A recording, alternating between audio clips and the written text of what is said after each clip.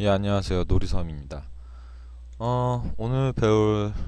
오늘이 아니죠. 이번 시간에 배울 시간은 왜 오늘을 좀 어색해 하냐면 지금 한 번에 몰아서 했다가 제가 천천히 올리는 스타일이라, 왜냐하면 평일에는 좀 시간이 없어서.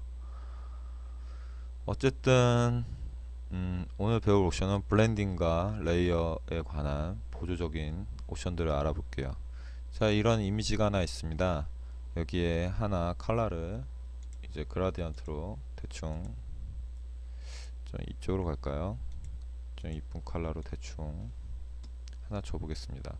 이런 옵션이 있는데, 전에 설명드렸듯이 이 옵션에 60%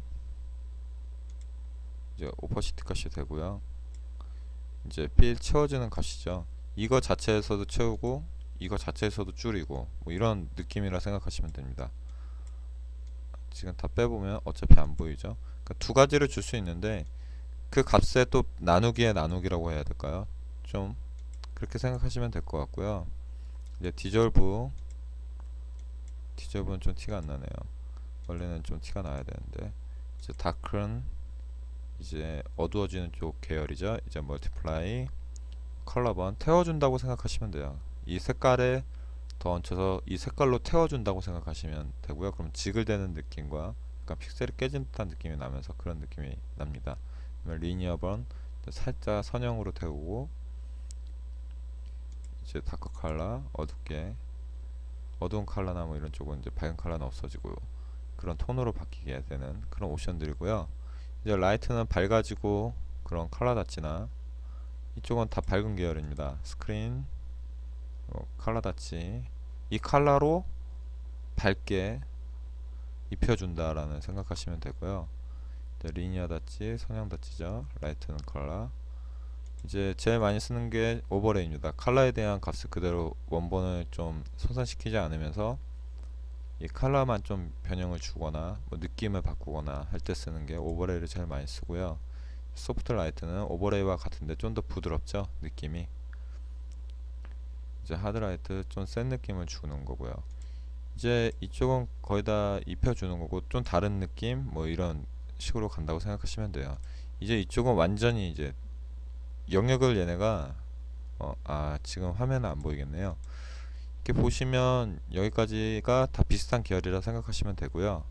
여기서 여기까지 비슷한 계열이라 생각하시면 됩니다.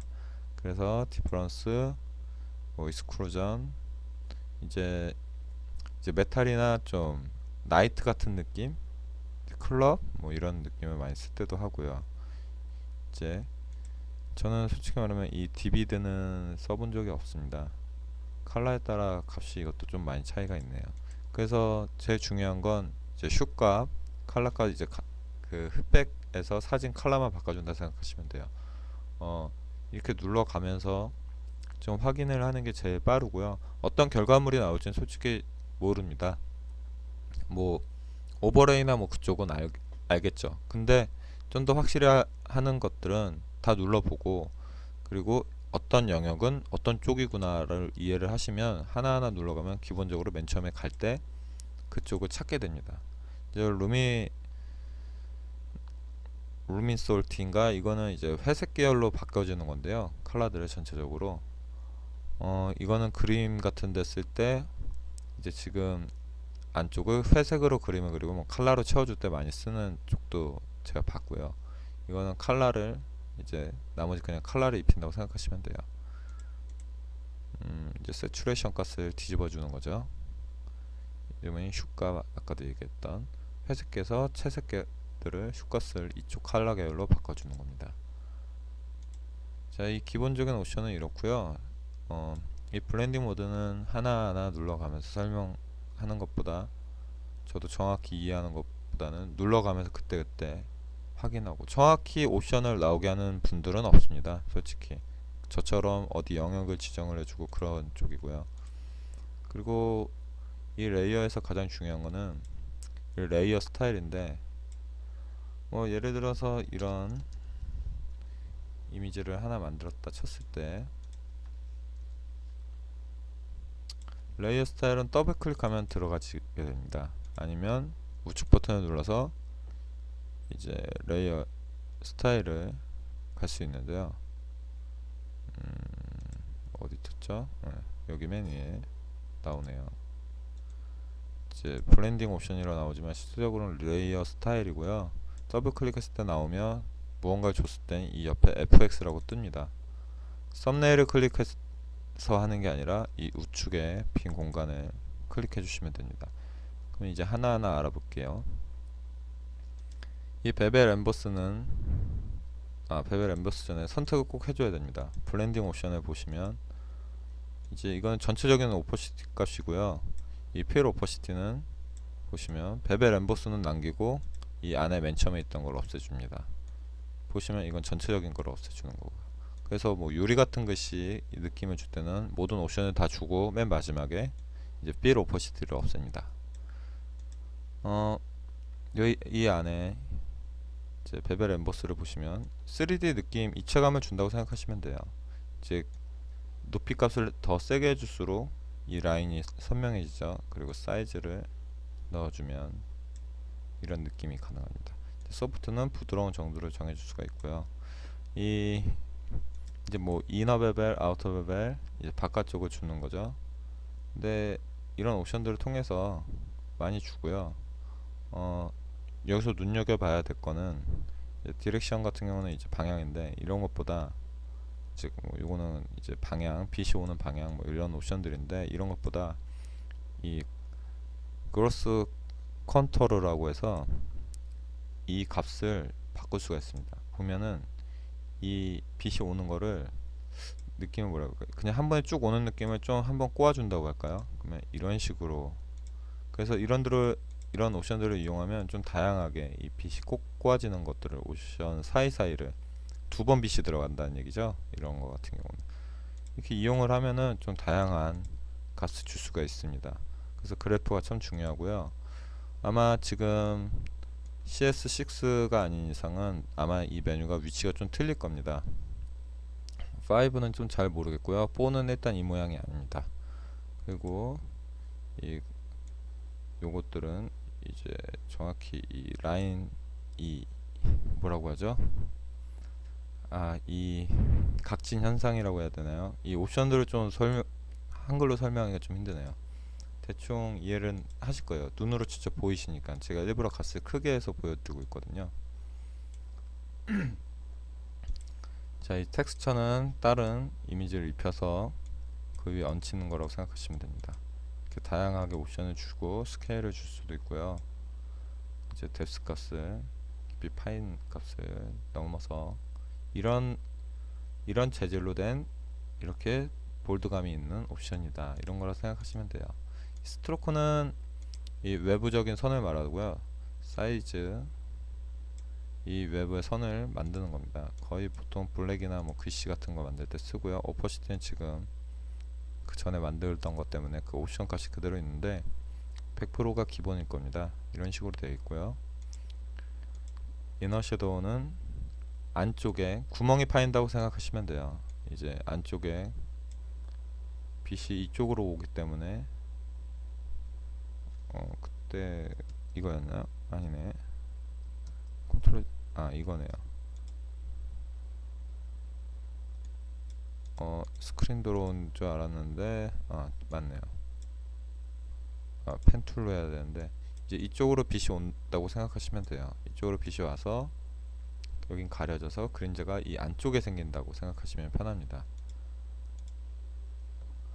이 옵션들을 좀 캠타시 옵션을 잘 몰라서 제가 오히려 이것도 역시나 그림자에 대한 컵으로 이런 식으로 줄 수가 있고요. 지금 티가 안 나는 이유는 오퍼시티 값이나 이런 게 좀 틀려서 다양한 블렌딩 옵션을 줄 수가 있습니다. 디졸브 주고 뭐 깨지는 현상이 나죠. 컬러 값도 바꿀 수가 있고요. 그 다음에 이너 글로우는 반대로 보면은 어디였죠? 사이즈 이 안쪽에 빛나는 거라고 생각하시면 되죠. 소프터 이제 뭐 컬러는 흰색 쪽을 좀 많이 쓰는 편이고요. 저는 이제 다른 컬러라면 안에서 이제 타는 현상처럼 이제 태양같이 뭐 탄다는 느낌으로 이렇게 뽀얗게 바뀌게 됩니다.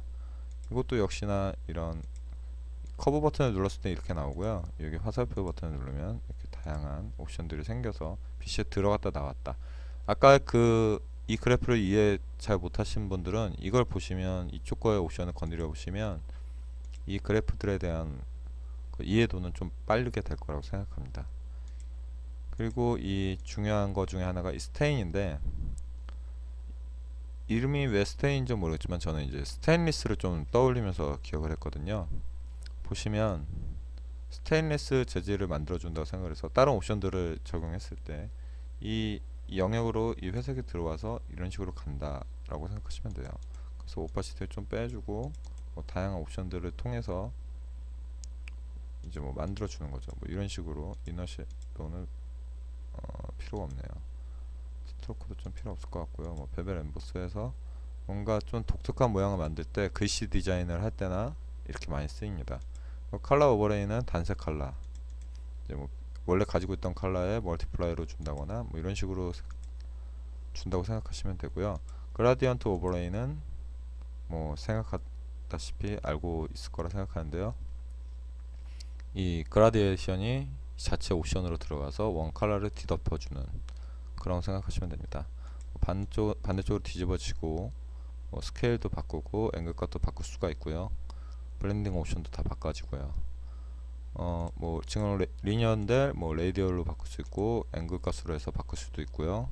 이런 옵션들을 다 가지고 있으니까요, 유용하게 다 쓸 수가 있습니다. 이제 패턴 오버레이는 내 패턴을 가지고 기억을 하고 있는 것들을 그냥 이미지를 오버레이 시킨 거라고 생각하시면 됩니다.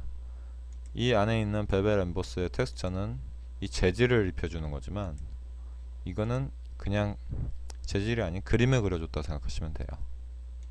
이제 아우터 글로우는 바깥쪽 라인이 빛나게 해주는, 좀 세게 가볼까요? 사이즈를 키워서 지금 주위가 노랗게 이렇게 빛나게 되죠. 그리고 제일 많이 쓰는 것 중에 하나가 드로우 섀도우, 입체감을 살려줄 때 쓰는 드로우 섀도우인데요, 이런 식으로 사이즈를 키워주면 퍼지고요. 스프레드가 커지면 이 라인이 선명해지기 때문에 이렇게까지 세게는 안 합니다. 이제 깊이죠, 디스턴스, 멀리 떨어진 값을 이렇게 해서 이런 옵션들을 통해서 저의 블로그 화면에 보시면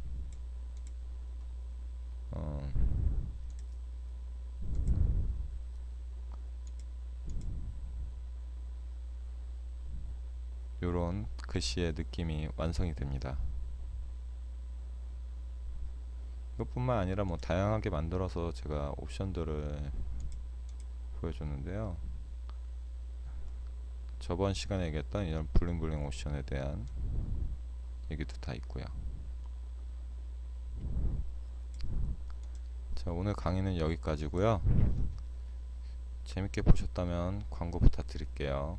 그럼 이만 뿅!